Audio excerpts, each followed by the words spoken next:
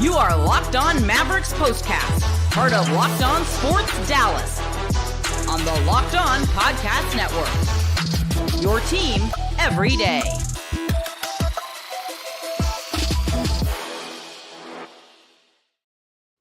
Here we go, and welcome into the Mavs Postcast, your team every day, and in our case, your team every game. My name is Jeff Biggs. Thank you for being with me on this final Monday night of the year. Thank you for watching Locked On Sports Dallas, your destination after every single Mavs game. You can also find us on the Locked On Mavericks podcast feed as well. Coming up on tonight's episode, in their final game of 2024, I guess kind of the theme, at least of the 2024 regular season, would have to be the injuries. So it was only fitting that the shorthanded Mavs would have to put up another valiant effort and unfortunately would once again come up short, falling in Sacramento tonight by the final of 110-100.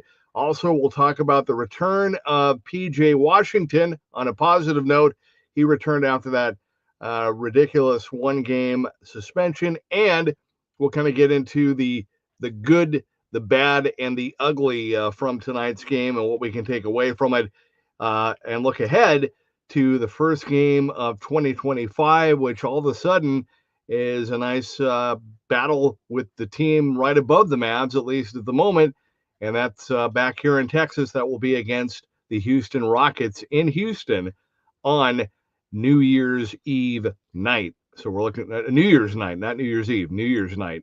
Tomorrow's New Year's Eve. No game tomorrow night, but New Year's Eve night they will play the Rockets. All right. So in their final game of 2024, final regular season game, we knew going into this game, we knew that PJ was going to be back. We knew that Luka was going to be out. And then we found out that not only was Luka going to be out, but Kyrie Irving was going to be out again with soreness in his shoulder. No Klay Thompson because of an illness. Finally caught him. No Derek Lively II due to that hip contusion, although it sounds like Derek is going to return on Wednesday. And, of course, no Najee Marshall because of the suspension. So what did the Mavs do? How did they respond? Well, they actually couldn't have responded any better. They played fantastic in the first quarter. Too bad it was not a one-half game. If it was a one-half game, the Mavs would have won, but it was not a one-half game. But they did win the first quarter big. They won the first half. 37 points in the first quarter for the Mavs as P.J. Washington returned. 19 points for P.J. in the first quarter. 4 of 4 in three-pointers. He scored 16 straight points for Dallas at one point in that incredible first quarter. Spencer Dinwiddie, who also started tonight, along with Jaden Hardy, who, I mean, you look at Jaden Hardy, he missed 7 games with the ankle injury, played a minute on Friday night in Phoenix, played, I think, 17 Saturday night in Portland, and now here he is in the starting lineup. But the Mavs needed Spencer Dinwiddie to kind of lead tonight a little bit, lead on both ends of the floor, lead offensively, to be aggressive.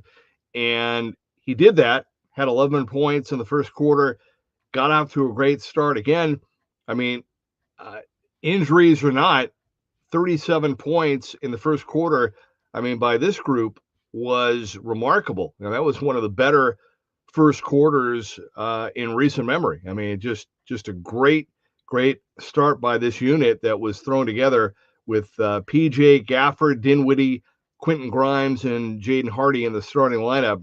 And unfortunately, they just were not able to keep it going for 4 quarters. And I know that sounds like a cliche, but they just could not stop the Kings from getting back into it. The Kings had a 15-2 run in the second quarter to make it close. They had a 17-2 run to end the third quarter, and ultimately in the fourth, they were just too much and ended up turning what was a deficit for most of the game and ended up winning 110-100. Now here's the takeaway for me, and I've said this throughout these injury depleted games for the Mavs, that I look at it as I look at these games as positives, in the sense that they're blessings in disguise. It gives Jason Kidd and the coaching staff and us an opportunity to see how other guys respond, how other guys can step up, and it gives them an opportunity to grow. And so when I see a game like this, I think there's a time for criticism. There's a time to really call guys out, and then there are other times when you just have to say, okay, all right, you know what? They're shorthanded. They're missing everybody, and there's a time. Like I said, there's a time for criticism and calling guys out, and then there's a time for just hey, you know what? Gave it your best shot. You did the best that you could, and I was thinking about this.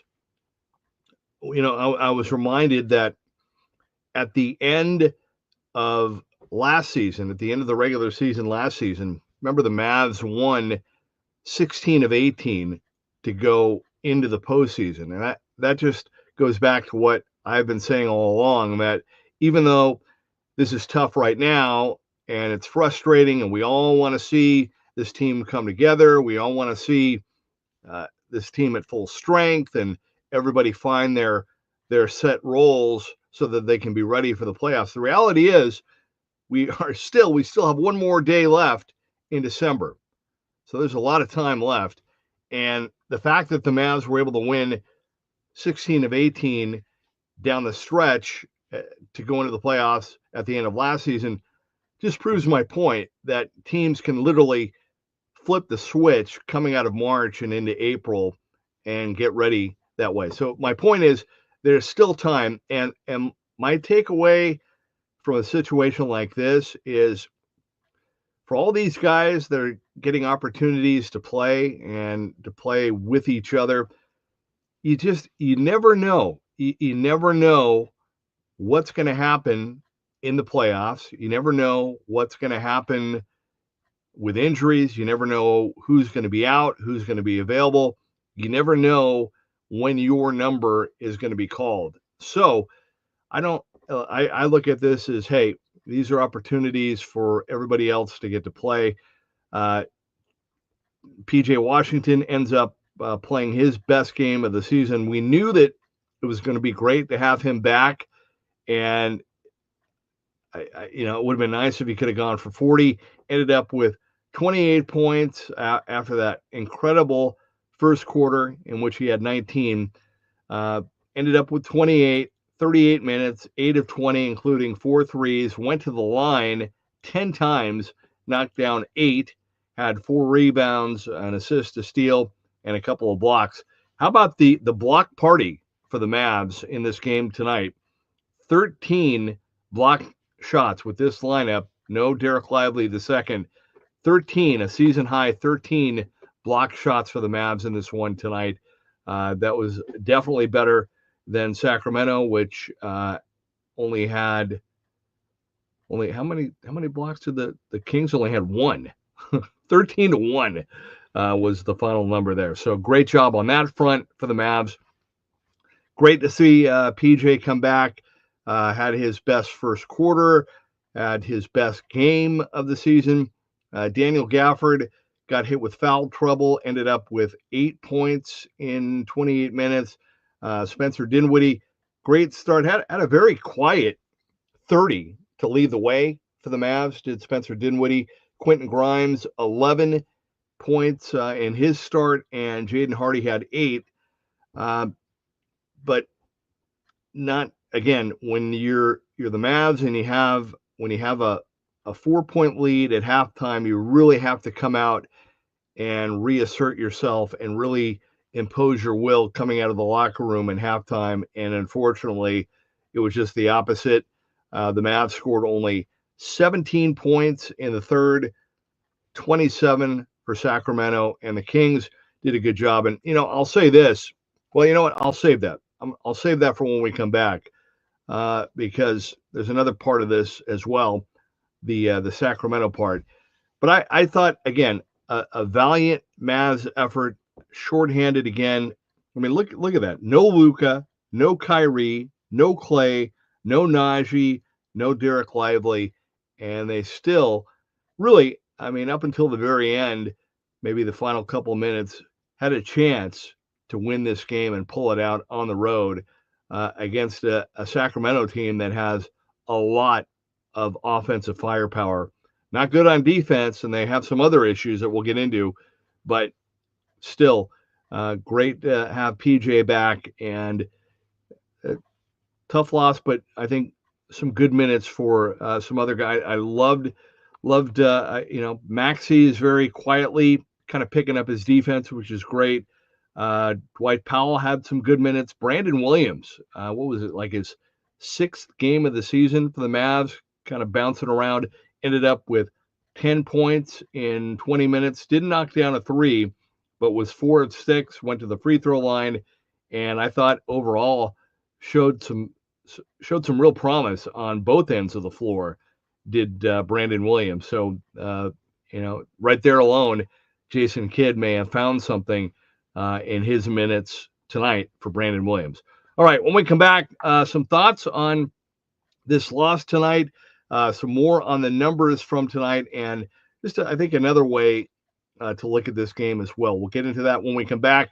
This is the Mavs postcast. The Mavs fall short in Sacramento, 110-100 in the final game of 2024.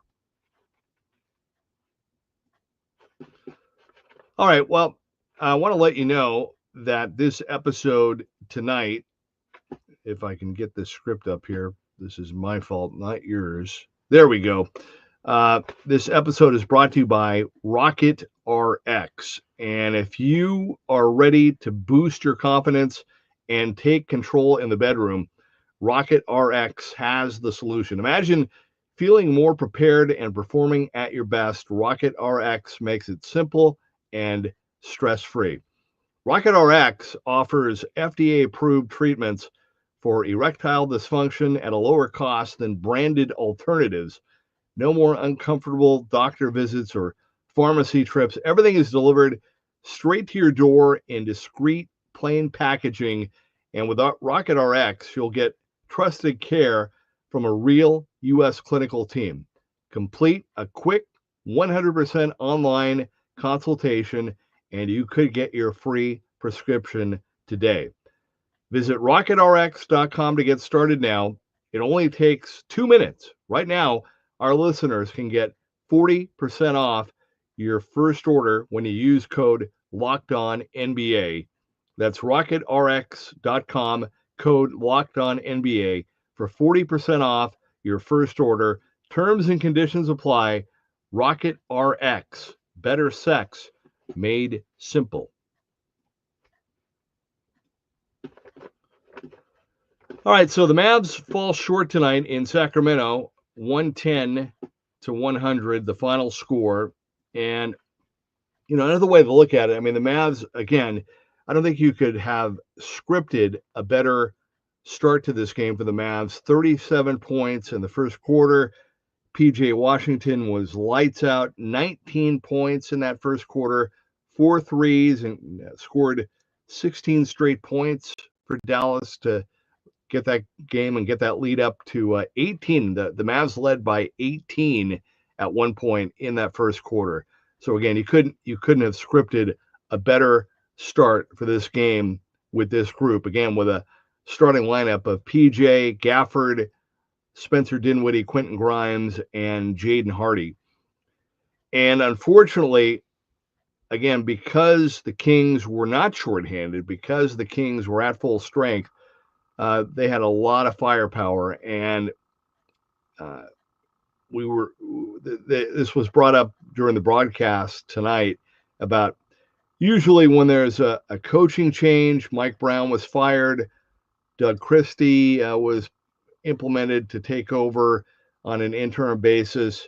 The Kings lost their first game Saturday night, lost by 10 in LA, ended up this was their first home game under Doug Christie, and the fact that they came out and were blown out in the first quarter, you were just kind of waiting for this team to kind of, I don't know, just show that sense of urgency of just like, okay, we're not bad, and we're not happy about the coach getting fired. We're not happy being where we are in the Western Conference. And then finally, I mean, the Mavs did what they could. I mean, they tried to just keep going toe to toe, and they led by 4 at halftime. And then in that third quarter, the Kings just went on that run, and the Mavs just could not stop. And Doug Christie, I thought, did a good job when it felt like maybe the Mavs were kind of getting back into it or getting into a rhythm, called that timeout, and that really just kind of stopped everything, settled everything down, and then his team was able to regroup, and they finished that third quarter with a 17-2 run, and that was pretty much the game.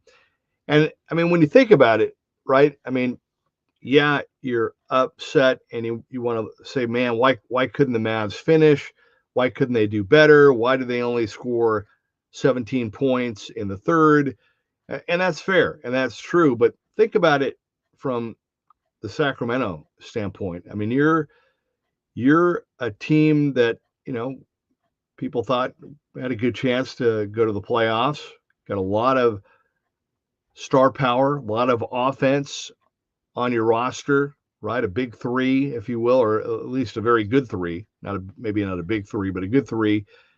And I mean, you're losing at halftime to a Mavs team with no Luka, no Kyrie, and no Clay, and no Lively or Najee, and you're giving up 37 points in the first quarter. I mean, that's brutal. I mean, that's embarrassing for them. And so the fact that they had to kind of step it up and get going at some point, and unfortunately, it finally came for them, in that late in that third quarter and then into the fourth, and that was pretty much the ball game. But hey, props to the Mavs. I thought they fought really, really hard, and unfortunately, they just could not. They could not. They just because of the misses that they didn't have the luxury. This was a night where they didn't have the luxury of timely misses, right? We talk about hitting big shots, right? Hitting big shots at big times and big moments, right? That's the positive side. But there are also moments in the game when you have big misses, right? We talked about that the other night with Clay. And unfortunately, because of the roster and the way that Jason Kidd was trying to juggle the lineup, trying to juggle foul trouble, and with PJ and Daniel Gafford, and he was trying to keep some guys fresh for the fourth quarter, right? Unfortunately, when the Mavs were missing some of those shots, some of them were inside, and they just got killed in transition. So bad miss, bad time for a miss, bad spot for a miss, and the Kings were able to capitalize on that. And then finally, I think they kind of realized, okay, Luka and Kyrie, they're not going to come off the bench. They're not going to run out of the locker room and save this team. And we got to win this game. We got to win this game at home. And they just kept coming and coming. And they finally realized that they were going to win it. And the Mavs, to their credit, even in the fourth quarter, they kept fighting and kept fighting and kept fighting, but just did not have the firepower, could not get the stops. But most of all, I think just a combination of trying to keep up offensively and then getting burned defensively and hurting themselves with the turnovers. The turnovers were critical tonight. The Mavs ended up with 17 turnovers in the game, and we'll have some of the other numbers coming up. But that was just it's tough. It just you're already in a bad spot, shorthanded, and then playing a loaded offensive team on their home floor with turnovers, hurting yourself. You're just not going to win. Period. So anyway, that's kind of my overall thoughts of the game. But again, I think the bigger picture, good to have PJ Washington back. Good to see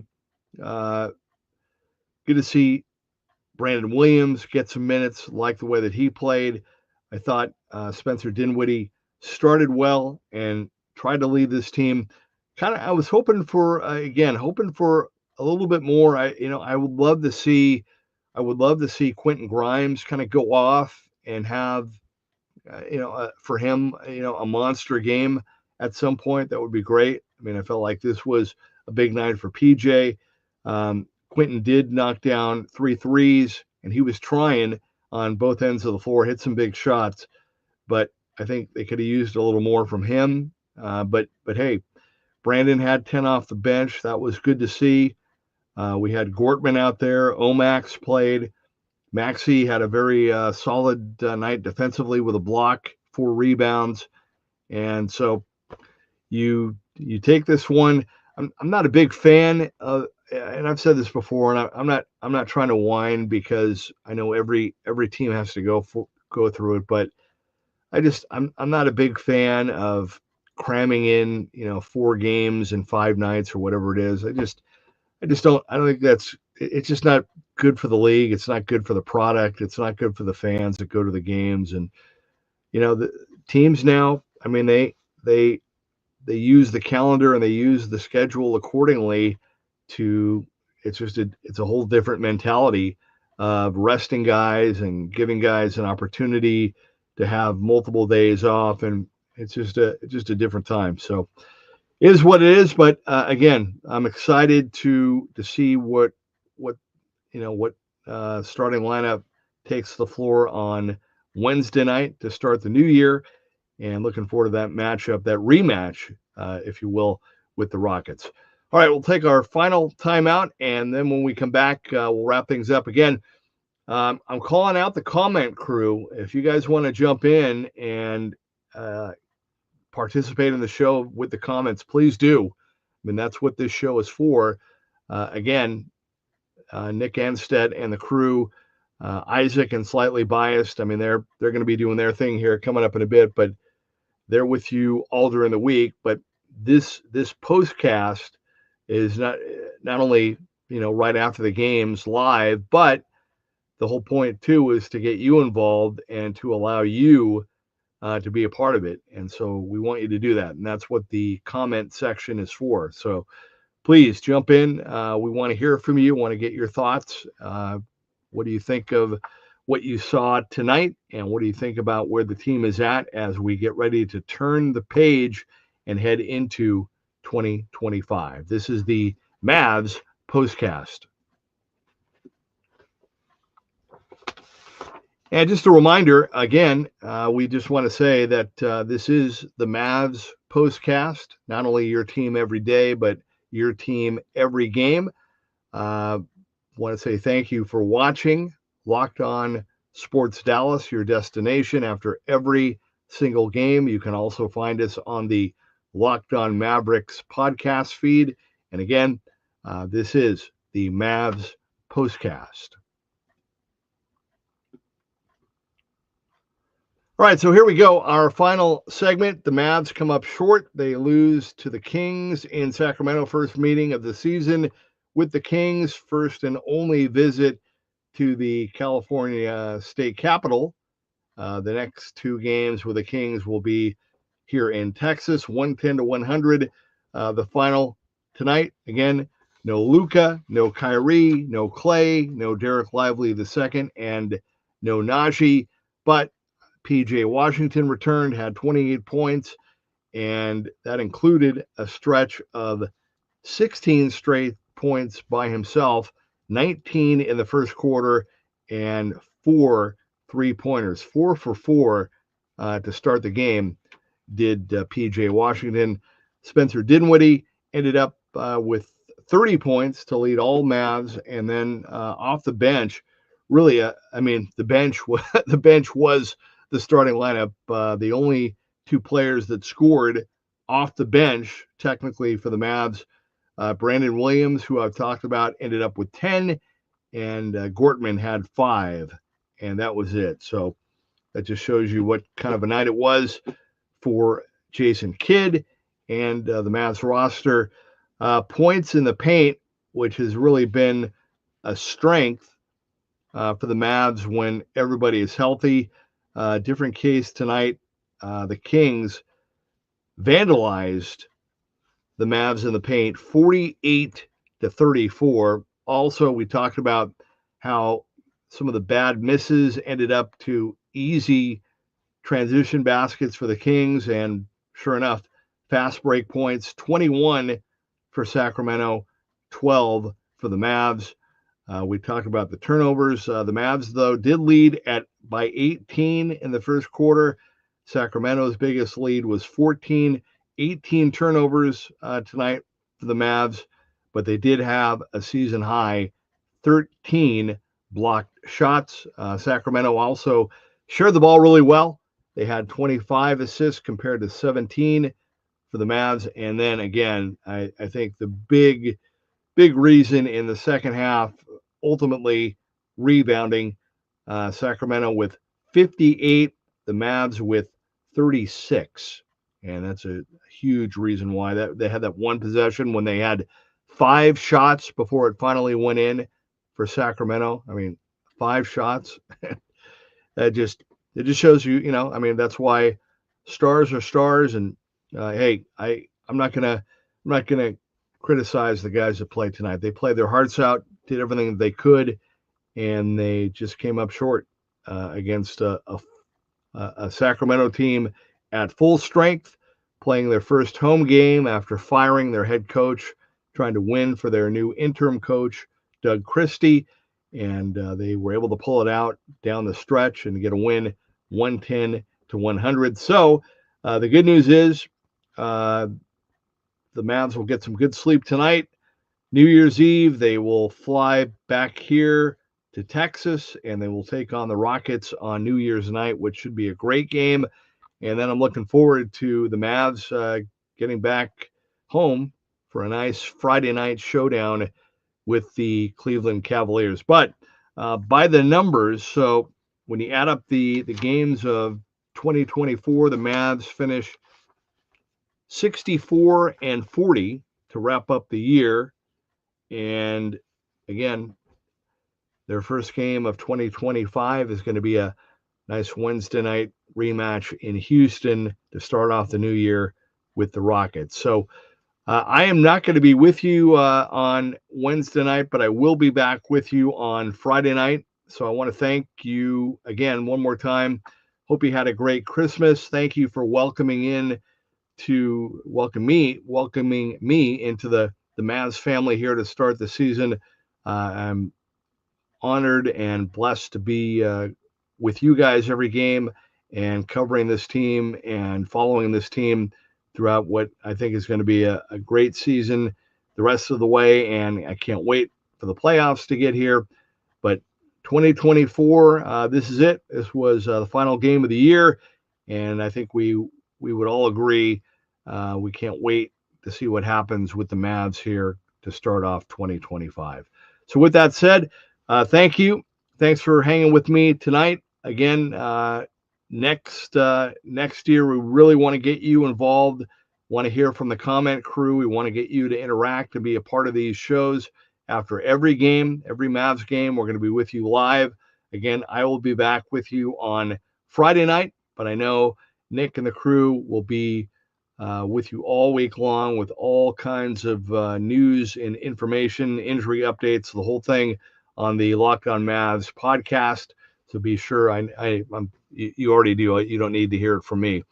But thank you. Happy New Year. Hope it's a great year for you and yours. And again, I look forward to being back with you on Friday night when the Mavs return home to take on the Cleveland Cavaliers. But the final tonight from Sacramento, the Mavs fall short. They lose to the Kings 110-100, game 3 of this road trip. The Mavs, after a good, solid win to start off the road trip Friday night in Phoenix, they lose back-to-back games in Portland and tonight in Sacramento. They'll try to wrap things up on a positive note on Wednesday night, New Year's night in Houston.